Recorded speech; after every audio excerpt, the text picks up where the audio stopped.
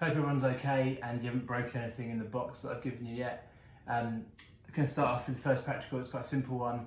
It's basic, well, not basically, it is exactly what's in the flipped round physics. So we've been doing current, potential difference and resistance, the kind of classic way to start off an electricity course.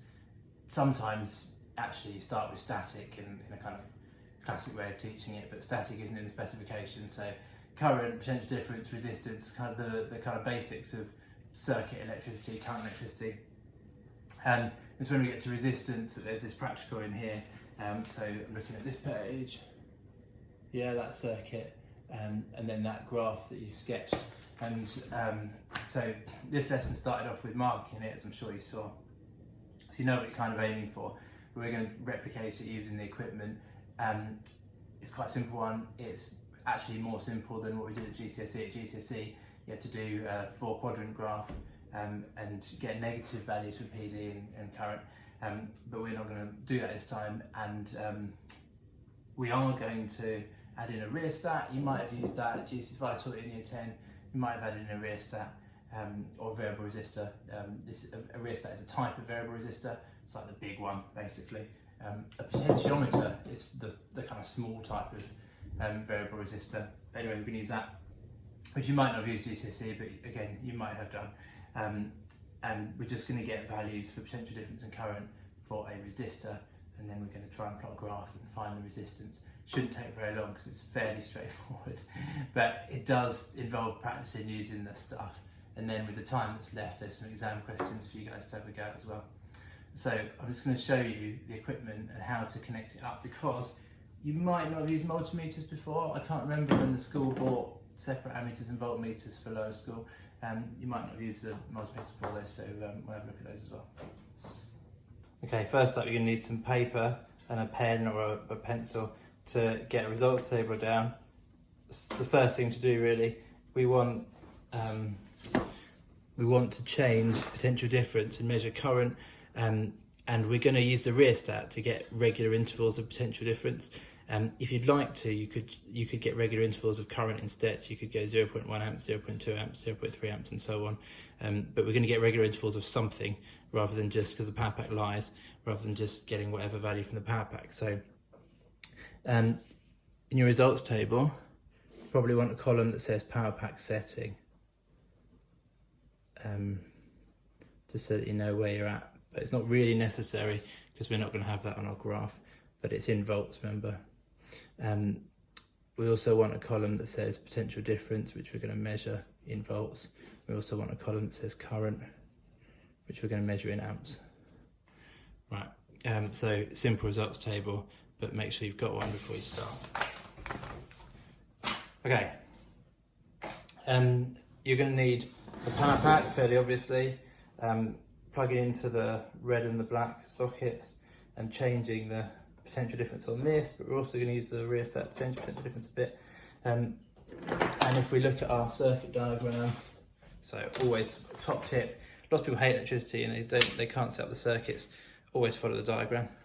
All right, so we'll go from the power pack here to an ammeter. So first up we come up to this then, because this is a multimeter. It measures current as part of it. It's got a little stand on the back, which if you're really strong, you can dig in there and pull that out, and then it stands up nicely. But it's not actually, it's actually really, really stiff on all of them. So we're looking for the amp setting. We're looking for DC. This is DC with this line with the dots underneath. It's written on the power pack there as well. That's what we want. We're going to have a current that's larger than 20 microamps. We're going to have a current that's larger than 200 microamps, larger than 2 milliamps, larger than 20 minutes. We're going to have a current that's quite large, so we're going to go all the way to 10 amps. What that does is it adjusts the sensitivity, so it means that we can get a current of up to 10 amps in here. You could say, why don't you use that if you're measuring really small currents, but of course a current of 0.004 wouldn't fit on the screen, so that's why we've got this adjusting sensitivity. But when you plug into when we're looking for the 10 amp setting, you need to use a 10 amp setting at the bottom because it's got a different fuse on it, and that's actually one of the reasons why I want you to use that setting. I've deliberately got a small resistor so that we can use this setting, because you're not likely to break this fuse. You're very likely to break this fuse.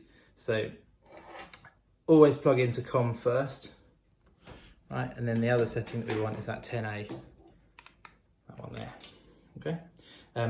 Depending on which way around these are, you might get minus sign up there. I just ignore it, but you could swap these if you wanted to, but I always say plug into COM first, because otherwise people forget to plug into COM. Right, after the ammeter then, we've got this variable resistor. The variable resistor we're going to use is this old-fashioned rheostat, this big chunky thing. This is a piece of wire along here.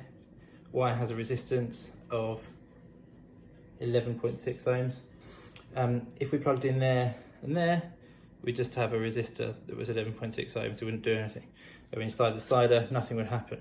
But if we plug into there and then this rail at the top, then we can change the length of the piece of wire that's in the circuit. So we might have that in the circuit, and then we can have a little bit more wire in the circuit, and so there's more resistance, and that will limit the current in our circuit. So we can adjust the resistance with this rail at the top. Of course, you could plug in there, and then you'd be adjusting this bit, and sliding it this way would decrease the resistance. Either way, you need to plug into the rail, and then one of the lower ones. Doesn't matter which one. Right, and then next in the diagram is the resistor. Now what I've done, I've put in your boxes these. This is something I've made up for the lower school. I wouldn't give it to you ordinarily, but obviously because we're putting stuff in boxes, I have done that. This is our resistor, this big gold thing here. It's not what resistors look like if you take apart electrical equipment. They look small, they've got little lines on them, different coloured lines. These are 25 watt rated resistors, so you can't break them, because obviously I'm not going to go around your houses with spare resistors if you break them, so hopefully indestructible. But they have also got this diode in there as well, which we're going to use in a later practical. We don't want to use the diode right now, so if we plugged in there and there, then we'd be using the resistor and the diode in series. What we actually want is just a resistor. So if you look here, this socket is connected to one side of the resistor. The other side of the resistor is connected to the diode. Look, so I'm going to tap it off with a crocodile clip here, and I'm going to plug in to the red socket, and I'm going to plug in to the crocodile clip, and that means that I'm bypassing this diode and we're not using the diode in our circuit. Right, I've ignored the voltmeter because we plug in the voltmeter last, it makes it easier. This goes back to the power pack. Great. I really hope that we can set up a circuit like that. But anyway, you've got time at home to kind of get this right without everybody kind of watching you. We then also need a voltmeter here. Last thing, we're going to use multimeter again. You can't really break it on the voltmeter setting. Voltage, again, we're on the V for the voltmeter. This is the symbol for DC. We're going to measure a voltage that's less than 12 volts. So we want less than 20 is our setting here. We've got voltages that are more than 2. So we have to be on this one, 20. And the voltmeter then, again, you always plug into COM first. This side's got a little V on it, so we plug into the side with a little V on it, and that's our setting for our voltmeter. And then the voltmeter goes either side of the resistor. So if you're looking at this, I think the simplest way to set up this is to plug one in the side with a crocodile clip, even though this could look a bit messy and there's other ways of doing it if you want, but this is the more logical way of looking at it, maybe not the easiest way. And then you plug it into the red side as well. And then we've got our voltmeter. Right, so you can't see my whole circuit, but I've set up the circuit. Hopefully you guys can set up the circuit. And then we're gonna take readings. We can turn the power pack on, and when we turn the power pack on, I've got a current that's 0.18, got a potential difference that's 1.92. We want in A-level physics at least 5 readings for our graph. We're going to go up to, we can only go up to like, 12 volts. So if we go up every 2 volts, then we can have enough readings, can't we? So, I mean, you could take one for 0, 0, but that would be just basically turning the whole thing off. It's not, but yeah, I guess that's a reading, isn't it? You can have that for one of your rows. But then this, we don't want to, this is going to be annoying to put on the graph, isn't it? 1.92, and it means that we can't get our results in regular intervals very easily. I'm not going to add I'm not going to go up in intervals of 1.92, it's stupid. So if I adjust this rheostat, I can get it so that it says exactly 2-ish, you know, you get as close as you can. And then I can take a reading for a current here, and I can note that down. And then I can go up to 4 volts and blah, blah, blah. You'll notice that I want to keep that in the middle of the kind of rheostat here. I'm not going to be able to do that Can't, like if I get to 4 volts, I'm going to be right up here. I might not even make it, probably won't make it. Yeah, I'm not going to make it.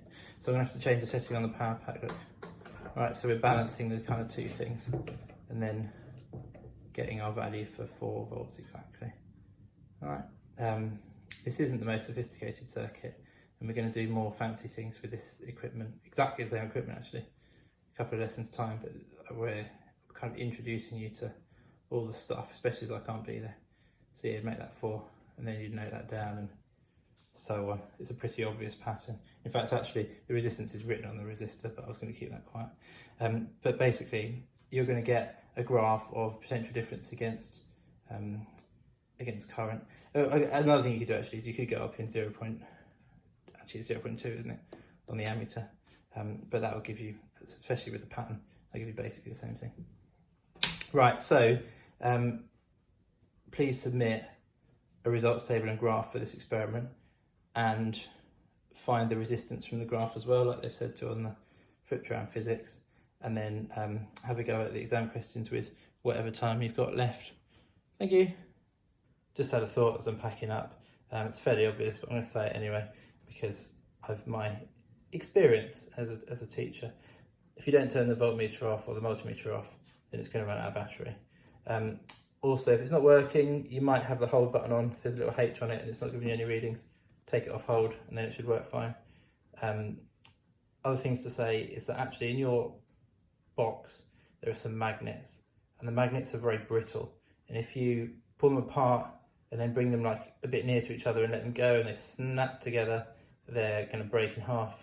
That's going to be really annoying. I'm not going to replace them for you, and they're actually quite expensive, so please don't break the magnets or really any of the stuff in the box, but it's especially the magnets and the thermometer that you kind of got to be really careful with. All right, I'm sure I can trust you. Thanks.